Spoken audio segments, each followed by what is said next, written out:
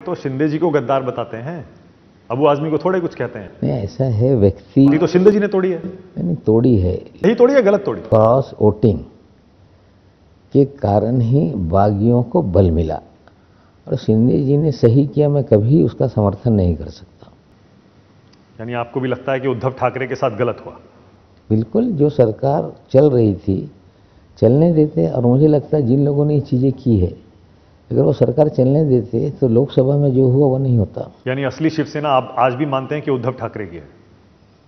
मतदाता मतदान जो करता है, अलग अलग चीज़ें हैं, जिसको जो पसंद आता है उसको वोट डालता है।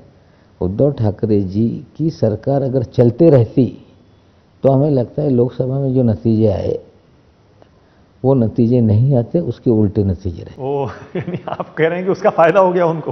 बिल्कुल। इसी तरह अजीत दादा ने ठीक किया क्या एनसीपी को तोड़कर? देखिए, उसके पीछे बहुत सारी बातें हैं।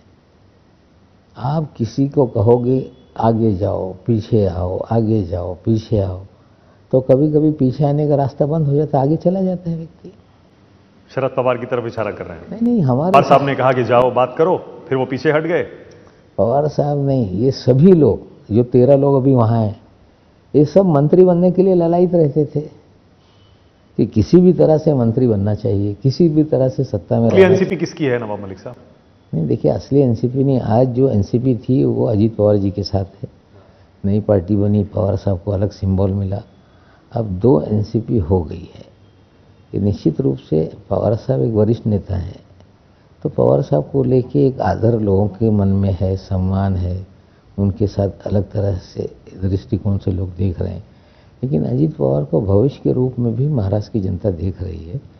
ये पर लोकसभा में तय हो गया कि असली एनसीपी शरद पवार की है, 10 में से 8 सीटें जीती, आपको 4 में से 1 मिली। मुझे मिली या एनसीपी को मिली, ये बात सच है। लेकिन मैं आपको बता दूं, विधानसभा के नतीजे आप देखेंगे, अजीत पवार जी को लोग भविष्य के रूप में देख रहे हैं और नतीजे के दिन आपको नजर आएगा। मतलब आप कह रहे हैं अजीत पवार ने शरद पवार के साथ गलत नहीं किया पार्टी तोड़कर? देखिए, कोई भी महाराष्ट्र की जनता ये नहीं चाहती कि चाहे वो पवार परिवार हो या ठाकरे परिवार हो, इस तरह से अलग अलग आपस में लड़ें।